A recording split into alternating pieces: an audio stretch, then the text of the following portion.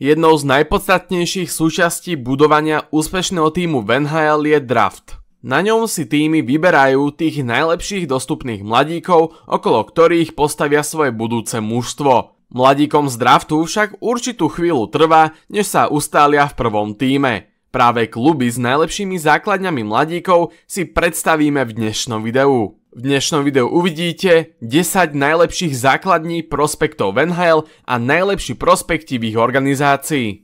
Aj toto video vzniklo vďaka finančnej podpore všetkých našich členov. Veľká vďaka, že nás podporujete a my sa vďaka vám vieme posúvať aj naďalej. Neskutočne si to vážime.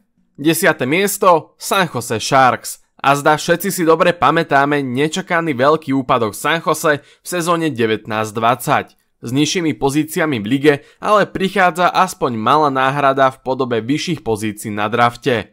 Práve tieto výbery Sharks použili na draftovanie kvalitných mladíkov. Z nich by najväčší potenciál mal mať výber číslo 4 na poslednom drafte Will Smith. Tento americký útočník úplne ovládol posledný šampionát do 18 rokov a dominoval aj v americkom vývojovom programe. Na budúcu sezónu sa ale upísal na Boston College v NCAA a tak si žraloci na jeho služby budú musieť ešte chvíľku počkať. Aj ďalší nadraftovaní prospekti majú v ich tíme veľkú budúcnosť. Už v nadchádzajúcej sezóne by sa mohol v prvom tíme naplno predviesť William Eklund a svoju šancu dostane aj Tomás Bordolo. Dobrí prospekti sa však dajú získať aj výmenami, čo ukázali Sharks, keď vymenili Tima Mayera, okrem iného aj za talentovaného obrancu Shakira Muhammadulina.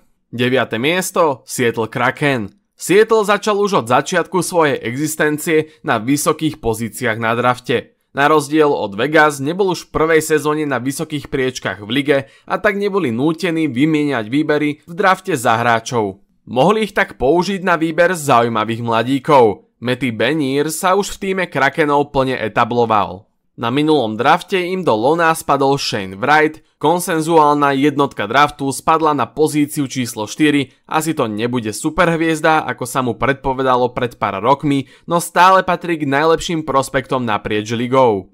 Tento rok im opäť do lona spadol zaujímavý prospekt, ktorému sa ešte prednedávnom predpovedali oveľa vyššie pozície, a to český mladík Eduard Čale. Ten je nepochybne obrovským talentom, no v Komete Brno bol tak trochu zadupaný nižším časom na ľade a nepomohol si príliš ani na majstrovstvách sveta do 18 rokov. Z ďalších zaujímavých prospektov stojí za zmienku ešte Ty Kartaj, Jagger Firkus či Ryker Evans. 8. miesto Minnesota Wild. Minnesota je dlhé roky približne v strede ligy, čo sa odráža aj na ich pozíciách na drafte. Aj z pozície okolo 15. či 20. miesta sa ale dajú nadraftovať skvelí mladíci, čo dokazuje práve vedenie Minnesoty. Veľkú budúcnosť má v ich tíme hlavne brankár Jesper Wallstedt. Následník Henrika Lundqvista na pomyselnom tróne brankárov v NHL by v nasledujúcich 2 sezónach už mal naplno hrávať NHL. Minnesota má aj pomerne veľkú zásobu mladých útočníkov, ktorých vedie Marco Rossi či Daniela Jurov. Obrancovská základňa taká silná nie je, no vo výmene za Kevina Fialu získali Brocka Fabra, ktorý by sa mal bezpečne dostať do NHL. Veľkým riskom, ale ešte s väčšou odmenou môže byť aj obranca David Špaček, ktorý sa ukazuje v skvelom svetle.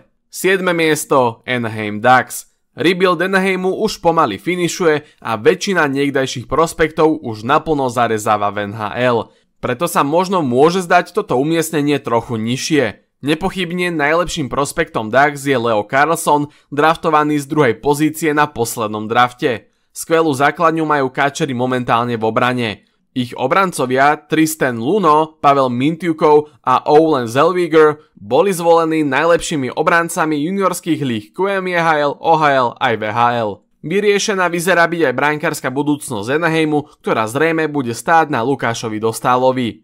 6. miesto Chicago Blackhawks. Chicago má za sebou sezónu plnú trápení, no zakončenú obrovským šťastím. Reč je samozrejme o výhre v draftovej lotérii a zisku Connora Bedarda. Ten je okamžite základným stavebným kameňom celého mužstva. Prináša obrovskú hokejovú kvalitu a dá priestor aj ďalším kvalitným prospektom vedľa seba vyrásť. Z útočníkov je zaujímavý Oliver Moore. Americký center by sa mal o pár sezón pridať ku Connorovi Bedardovi a Blackhawks by tak na dlhú dobu mali mať výborné duo prvých dvoch centrov. Na krídlach by sa k Bedardovi už tento rok mal pridať Nemec Lukas Reichel, Frank Nazar či do nižších formácií Martin Myšiak alebo Marcel Marcel. Z obrancov by mal byť lídrom Kevin Korčínsky, no a sľubná je budúcnosť bráne, v ktorej čakajú na šanciu Drew Commesso aj Adam Gajan.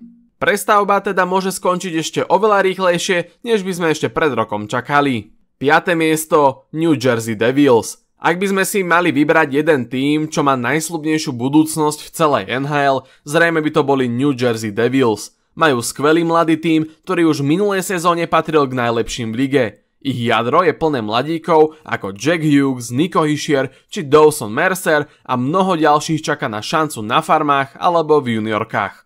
Najlepšími sú určite dvaja obrancovia, Luke Hughes a Šimon Nemec. Útok ešte onedlho posilní Alexander Holtz a netreba zabúdať ani na Arsenyho Griciuka, ktorý má ešte 2 roky na kontrakte v KHL, no herne vyzerá byť už teraz pripravený na NHL. Samozrejme ako prospekt sa ešte dá vnímať aj Akira Schmidt, ktorý už odchytal značnú časť minuloročného playoff a momentálne vyzerá ako jeden z najväčších brankárskych talentov v lige. Budúcnosť Devils tak jednoducho musí vzbudzovať obavy v očiach ostatných tímov. 4. miesto Montreal Canadiens. Montreal robí pri stavaní budúceho tímu nepochybne kvalitnú robotu. Draft Juraja Slavkovského bol kontroverzný a podobne na tom bol aj tohtoročný výber Davida Reibachera. Či už boli v oboch prípadoch na výber lepší hráči alebo nie, obaja sú skvelí mladíci, na ktorých sa dá stavať budúcnosť mužstva. Tieto kontroverzné výbery ale dokonale balancuje výbor Layna Hudsona, ktorý zažil historickú sezónu v NCAA a nepochybne bude čoskoro označovaný za krádež svojho draftu. Samozrejme z obrancov netreba zabúdať ani na kontroverzného Logana Mailloua. Do útoku by sa mala v blízkej budúcnosti prepracovať aj veľmi silná skupina mladíkov, či už ide o Filipa Mešara, Owena Becka, Seana Ferrella či Joshua Roa. S čím však bude mať Montreal väčší problém, bude nahradiť Careyho Pricea, či nájsť ďalšieho legendárneho brankára, ktorí sú historicky pre úspech Montreale jednoducho nevyhnutní. 3. miesto Detroit Red Wings. Aj u Detroitu už prestavba pomaly finišuje. Ich výsledky v lige sú za očakávaniami, no nemusí ich to tak až tak mrzieť vzhľadom na to, akých prospektov ešte majú v zálohe. Mladíka s obrovským potenciálom majú na každom poste. Začneme v útoku, kde je z minuloročného draftu Marco Kasper. Rakúsky center ukazoval už v 19 rokoch skvelé výkony vo švédskej najvyššej súťaži. Doplniť by ho mohol Nate Danielson. Urasteného centra si vybrali na tohtoročnom nabitom drafte z 9. miesta trochu prekvapivo, no Steve Yzerman už dlhodobo ukazuje, že v draftoch má jednoducho šťastnú ruku. Z brankárov sa Red Wings budú spoliehať na Sebastiana Kossu, ktorý chytá len ECHL, no stále by mal patriť k tým najlepším brankárskym talentom v NHL. No a na záver majú červené krídla k dispozícii ešte aj dvojicu švédskych obrancov Simon Edvinsson, urastený bek, ktorý by sa mal ukázať už v nadchádzajúcej sezóne, a na druhej strane menší, technickejší, ale o čosi menej vyspelý Axel Sandin Pelika. Každopádne, ak pridáme týchto mladíkov k terajšiemu mladému jadru tímu, vzniká taktiež jedno veľmi strach vzbudzujúce mužstvo. 2.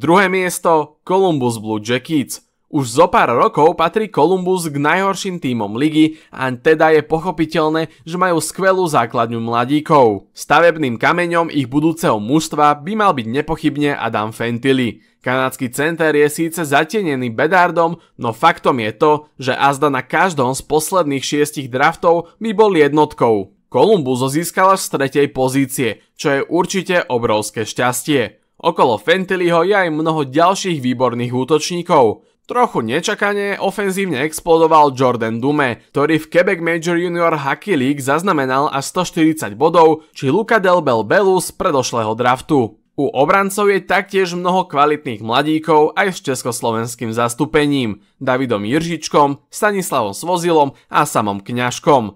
Mladých obrancov je v organizácii modrokabatníkov požehnanie. Za zmienku stoja aj Carson Coolemans, Denton Matýčak a to sme ešte nespomenuli už etablovaných mladých obrancov ako Adam Boukvist či Andrew Peake. V budúcnosti by z Columbusu mal byť naozaj skvelý tím, no základňa mladíkov neznamená vždy najlepšiu budúcnosť, o čom by skvelo vedel hovoriť aj náš tím na prvom mieste. Prvé miesto Buffalo Sabres. Keď 13 rokov nenahliadnete do playoff, dobrí mladíci sa na vás musia nalepiť, aj keď to nechcete. Práve to je prípad Buffalo Sabres. Momentálne to však konečne vyzerá na svetlo na konci tunela. To je z veľkej časti zásluha aj Tajea Thompsona, ktorý sa nečakane stal superhviezdou. V posledných rokoch sa zlepšil aj scouting, čoho výsledkom je aj lepšia základňa mladíkov. V prvom tíme už hráva Dylan Cousins, JJ Peterka či Jack Quinn a to ešte Sabres čakajú na útočníkov ako Jiří Kulich, ktorý ako iba 19-ročný zažil fantastickú sezónu v AHL. Ďalej sú ešte v juniorke Zach Benson a Matthew Savoie, ktorí majú dosť veľký potenciál, či dvaja Švédi, Noah Ostlund a Isaac Rosen. Z obrancov stojí za zmienku napríklad Maxim Štrbák, keďže Owen Power aj Mattias Samuelsson sú už v prvom tíme. Rozohrané to majú Sabres nepochybne veľmi dobre. Neraz však už ale ukázali, že dokážu pokaziť aj zdanlivo skvelú budúcnosť. A pokiaľ si sa dostal až tu na záver videa, tak nezabudni do komentárov napísať #prospekt. Takto aspoň uvidím, kto z vás pozerá video až do samého konca. Ktoré týmy podľa vás mohli byť ešte spomenuté vo videu, alebo ktoré majú naopak najslabšie základne mladíkov v NHL a prečo práve Boston? No, nezabudnite nám dať vedieť v komentároch, prípadne dajte aj like či odber, ak ho tu ešte u nás nemáte a my sa počujeme opäť na budúce. Takže ja vám prajem ešte pekný zvyšok dňa, majte sa pekne, ahoj.